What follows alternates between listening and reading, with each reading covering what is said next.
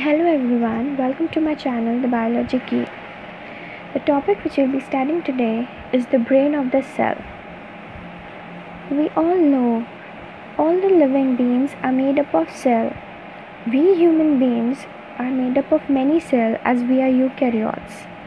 These cells consist of many cell organelles inside them. Now what are cell organelles? Organelles are nothing but small organs which are present inside the cell. For example, mitochondria, Golgi bodies, endoplasmic reticulum, lysosomes, etc. Out of these organelles, the most important organelles and the largest one is the nucleus. Nucleus is nothing but also called as the brain of the cell. Now why it is called as the brain of the cell? It is because the nucleus holds the information needed to conduct most of the cell function. It is the controlling center of the cell. Why it is controlling center of the cell? It is because it consists the master of the cell, which is the DNA. Due to the presence of this DNA, it is called as the controlling center. Now let us study the structure of the nucleus. Basically, the nucleus consists of all these parts which you can see in this diagram. The outermost organ is called as the nuclear membrane, which is divided into two, the outer nuclear membrane and the inner nuclear membrane.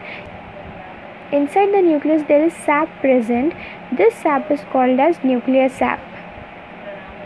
The thread-like structure which is present over here, which you can see, is called as the chromatin. Chromatin is very important again. Over here you can see in the center there is a structure which is called as the nucleolus. As you see the nuclear membrane, there is a breakage between the nuclear membrane. This breakage is nothing but called as the nuclear pore. If you see the inner membrane and the outer membrane, there is an empty space which you can see in this diagram, but it is not empty in reality. There is fluid filled structure which is called as the perinucleus space. This space in between the inner and outer membrane is called as the perinucleus space, and this is filled with the fluid. Now let us study one by one about each part of the nucleus. The nuclear envelope is made up of two membranes, which is the outer membrane and the inner membrane. The outer membrane is connected with the endoplasmic reticulum, as you can see here, and it resembles the endoplasmic reticulum. It is studded with the ribosome. This bead-like structure which you can see is nothing but the ribosome. But what kind of ribosome? Active ribosome. This outer membrane is present towards the cytoplasm, whereas the inner membrane is towards the nucleus. The inner membrane consists of a very important structure which is called as the lamina. This lamina is present in the nucleus towards the inner membrane, near the periphery of the inner membrane. In between the outer membrane and the inner membrane, there is a space which is called as perinuclear space. This perinuclear space is filled with fluid. Now, one more thing which you need to remember in the nuclear membrane is that it is not at all completely formed. In between you will see space. These spaces are called as nuclear pore. Now, as you can see, the space is there in between. The lamina is also not completely circular in nature. Wherever the pores are present, there you will not find the lamina. It is only present near the inner membrane, and in the space, as there is no inner membrane, the lamina is also absent in that region. So this was all about the nuclear membrane. Now we'll be studying about the nuclear pore. This is the structure of the nuclear pore. As you can see, this is the outer membrane. It is outer membrane, that means this part is exposed to the cytoplasm, whereas this is the inner membrane and it is exposed towards the nucleus. Here you can see thread-like structure present. This thread-like structure is nothing but the cytoplasmic filament. There are two ring-like structure present in the nuclear pore, which is the outer ring which is present towards the cytoplasm, therefore called as cytoplasmic ring, and the inner ring which is present towards the nucleus, therefore called as nuclear ring. And this is all about the structure of the nuclear pore. Now we'll be studying its function. Now the pore complex has water channel through which water soluble molecules are transported between the nucleus and the cytoplasm. So this channel is nothing but the hole in the center. Here you will find a hole like structure which maintains the permeability in between the cytoplasm and the nucleus. This center also has one more very important part, which is the plug, the central plug.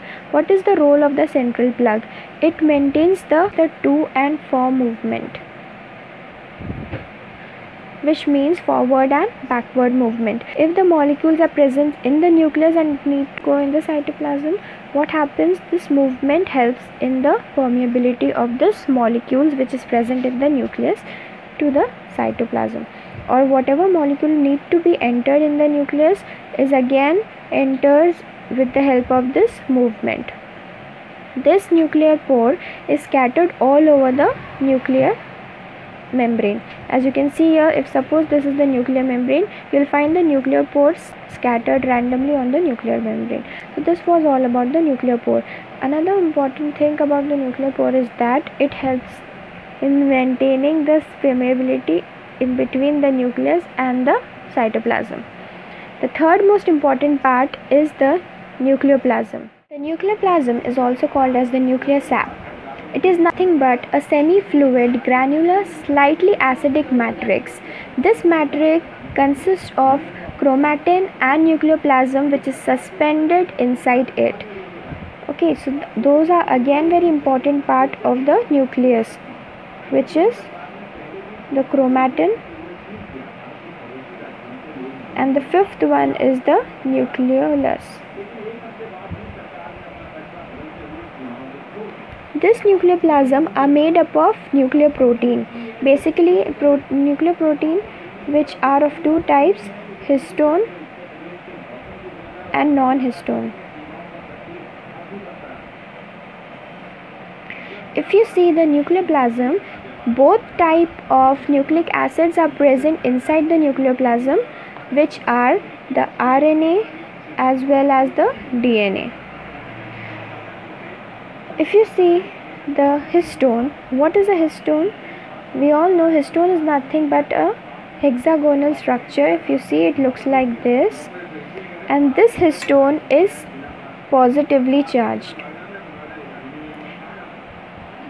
The DNA is surrounded, or we can say coiled around this histone. Why it is coiled around the histone? It is because the DNA is negatively charged, and when the positively charged histone and the negatively charged DNA come together, they form a bond which is called as ionic bond.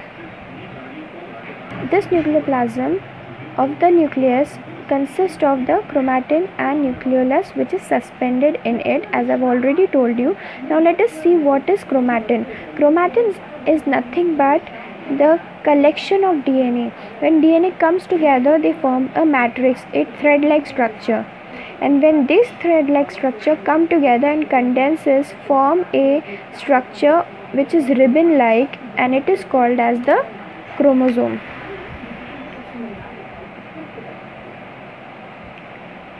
These chromosomes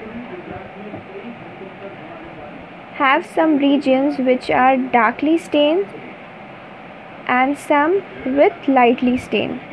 The region which is darkly stained is called as heterochromatin, whereas the lightly stained region is called as euchromatin.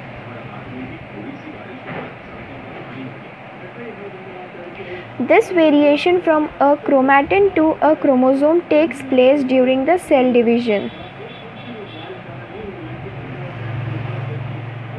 What is the difference between the euchromatin and heterochromatin? Heterochromatin, just looking at the structure, we can say it is highly stained, and it is dense in nature. This region of the DNA is highly dense in nature, whereas the euchromatin is lightly stayed and it is free in nature, and it is active also. It is highly active in nature.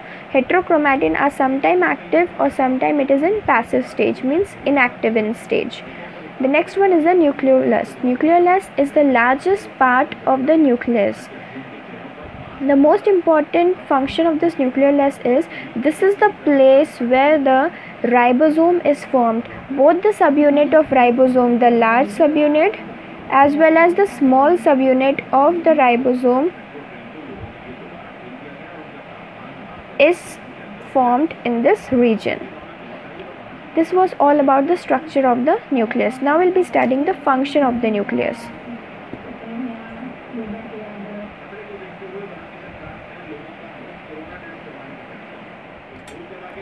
There are many functions of the nucleus, out of which we'll be discussing few of them. So the most important function is it controls most of the function of the cell, whether it's related to the transporting of the important material from the cell to the different organ, or different chemical reaction which takes place in the organelles are again channelized or supervised with the help of this nucleus.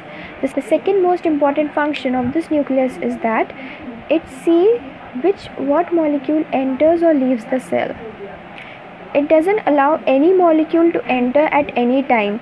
It has some specific time for its entry and requirement. So this is again handled with the help of this nucleus.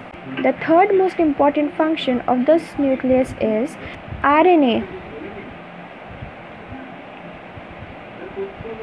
rRNA, which is called as ribosomal RNA, is also synthesized in the nucleus. Ribosomal subunit